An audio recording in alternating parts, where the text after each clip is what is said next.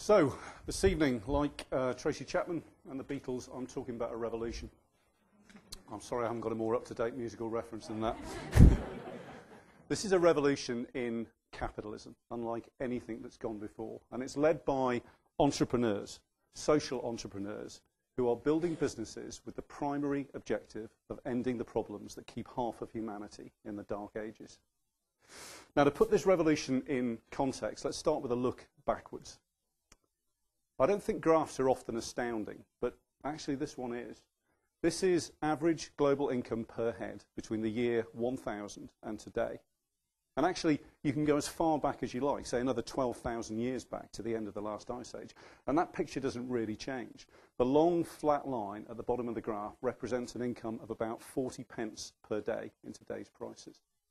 Now, it's hard to grasp the truth of this standing here in London in 2015, but the truth is that for nearly all of human history, nearly everyone has been really poor. Until suddenly, that picture did change. Steady advances in technology and economic organisation led to an agricultural revolution in Europe about 1700. That and a host of other factors paved the way for the first industrial revolution, starting about 1800. Rates of technological change and adoption accelerated into the second industrial revolution, steel, electrification, mass production, and into the third, which we're in the thick of now, the age of silicon, mass communication and abundant computing power.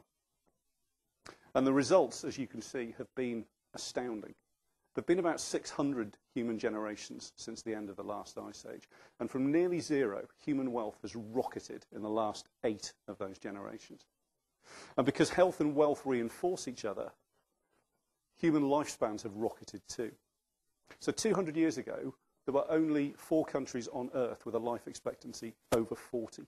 Today, there are only 4 with a life expectancy under 55. Now, none of this would have happened without capitalism.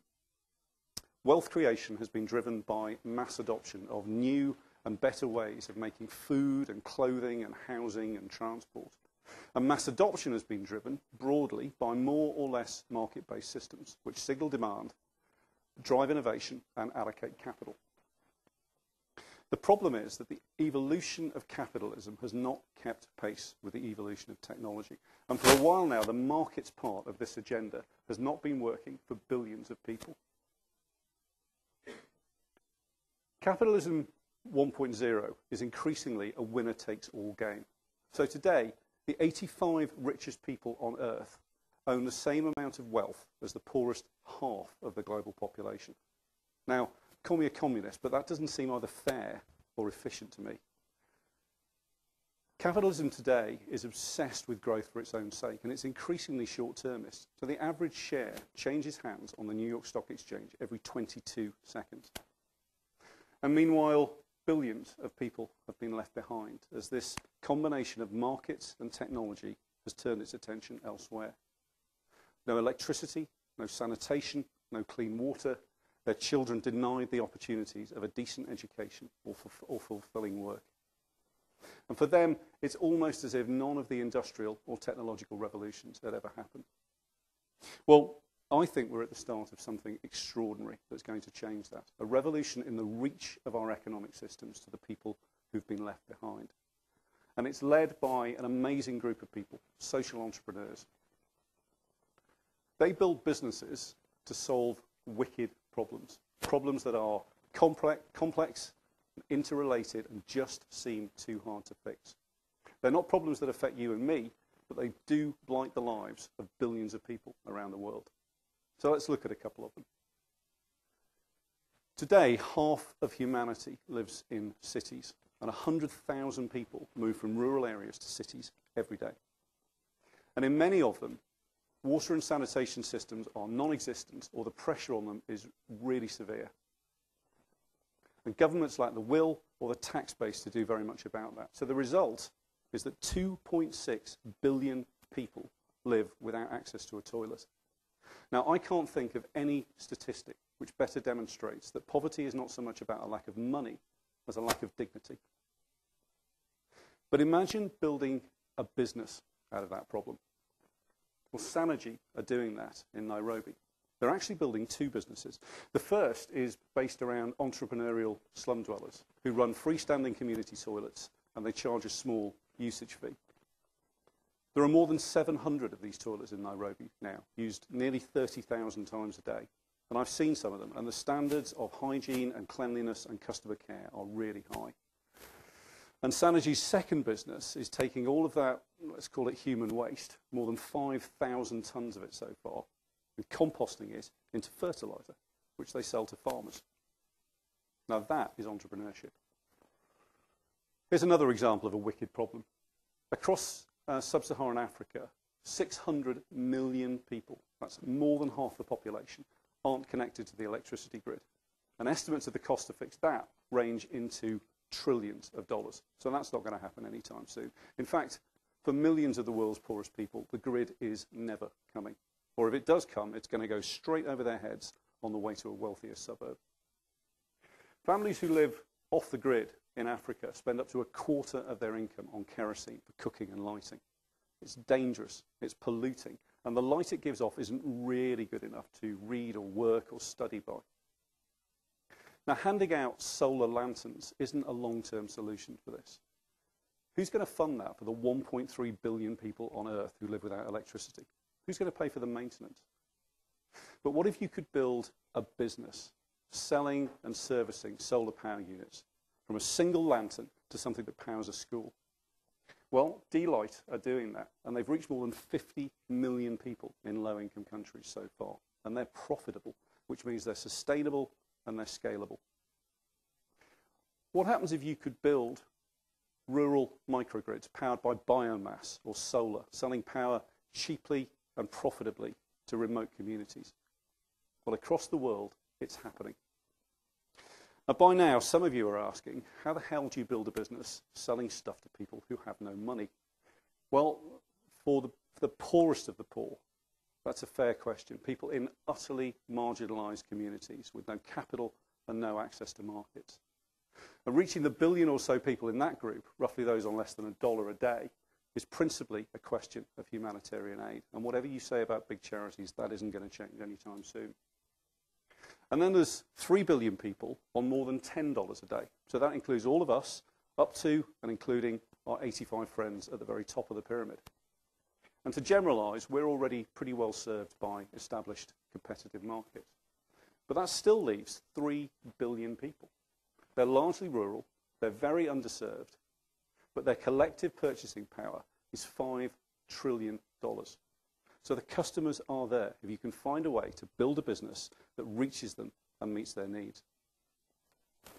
Now, in many ways, the entrepreneurs who are building businesses into this market are no different from any other entrepreneur. They need a great brand, they need a great team around them who can create and grow a value exchange model out of thin air. They need imagination, patience, persistence, relentless focus and energy. They need the willingness to get it wrong a lot before they get it right. It doesn't matter what your business is. If you don't understand your customer, or stop innovating, or run out of cash, you're dead. But if you want to build a business that tackles wicked problems, you need more than that.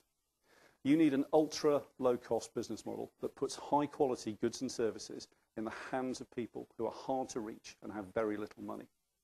The opportunity cost of any purchase they make is so high that if your product doesn't work and they don't trust it, they won't buy it. Because if it fails, that's money for food or school fees wasted.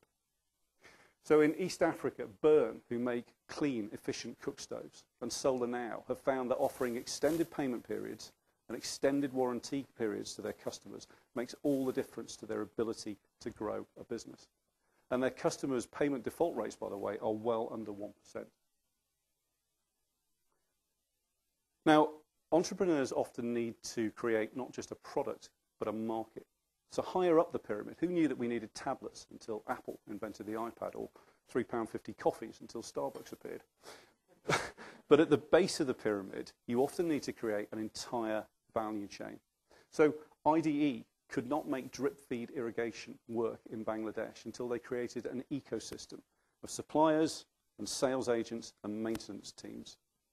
And they found a way to price their products so they were affordable to farmers, but they still made enough margin to sustain every link in that chain. Now, if you're building this kind of business, at some point you're going to need access to capital. But because you're focusing on the base of the pyramid, the chances are that no bank or private equity business is going to be willing to take a chance on you. Well, there's a new class of investors, impact investors, who are beginning to change that. Organisations like Acumen, who offer patient capital, the willingness to invest over long horizons for low financial returns, looking not so much for a swift exit, but the opportunity to find and grow great businesses that have the power and the potential to change the lives of millions. And that evolution in the capital markets is an essential part of this revolution in capitalism. And as it did in those earlier revolutions, technology is playing an important role too. So Jibu are using low-cost, solar-powered water filtration equipment to build a network of clean water franchises across Rwanda and Uganda. A child dies every minute of every day from the effects of drinking dirty water. And Jibu are putting clean water in the hands of parents at the base of the pyramid for a fraction of supermarket prices. And they're profitable, which means they can attract local entrepreneurs to come and run their franchise businesses. And Water Health International are doing something similar. They use modular plants that could be set up in under 20 days. And they use remote monitoring equipment, which reduces maintenance costs and downtime. And they're reaching more than 5 million people across India and Africa now. And Steamerco are making rural microgrids viable by giving grid operators the software they need to collect micropayments over the mobile phone-based banking systems that 46% of Kenya's GDP now flows through. So advances in technology and in the capital markets are playing important roles here. But at the heart of this revolution are people, social entrepreneurs. I work with social entrepreneurs every day, and it's an incredible privilege. I run a program here in EY called Enterprise Growth Services. It's a corporate social enterprise operating not for profit, not for loss, sending EY people from around the world to work hands-on, helping to grow these sorts of businesses. And I've named actually several of our clients here today. Until very recently, there were almost no examples of businesses like this, and now, out of nowhere, there are too many to count. It's like the graph I showed you a few minutes ago. They may start slowly, but from the perspective of history, revolutions are explosions, not trends. And we are in one now. 2008 was capitalism's low point, but I think when historians yet to be born look back at our times, they will see us as the generation which stepped back from that brink and chose to do something different. They will see us as the generation which found a new purpose, harnessing our technology, our creativity, and our energy to end the wicked problems that generations before us thought could never be solved.